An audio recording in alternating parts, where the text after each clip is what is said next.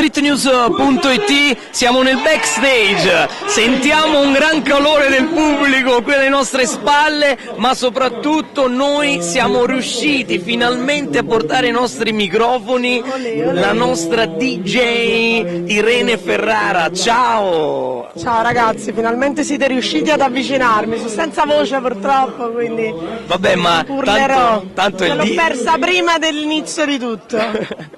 Irene Ferrara, insomma, un nuovo format che presentiamo anche qui alla manifestazione Ecosuoni, dove l'ecologia e la musica la fanno da padrona, e in questo caso Irene Ferrara col suo DJ set.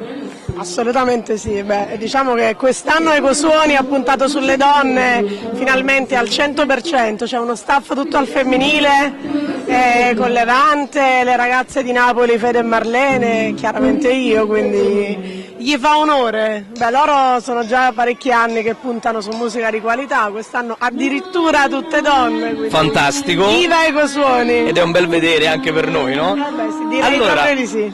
Irene, estrapoliamo il tuo progetto. Che cosa c'è all'interno dell'All Night Disco Party? Bene che l'hai ricordato, in realtà questo è un progetto storico che proponevo in radio, nella radio in cui ho lavorato tanti anni, Radio CRC Targato Italia, e in pratica è un best of di tanti classici della musica, dall'hip hop al rock, al molto italiano, dance, datata, qualche cosa di house e molta elettronica. Diciamo qualsiasi cosa possa far ballare, dei mashup bizzarri, insomma lo sentirete dopo, anticipare a parole non rende. Non riesco a spiegarlo neanche io, è una follia musicale. È da vivere. Ebbene, allora dove possono ovviamente prendere informazioni per venirti a seguire? Io sono resident all'Arenile di Bagnoli il sabato sera, lì mi esprimo in pieno. Lì c'è tutto, All Night Disco Party è là.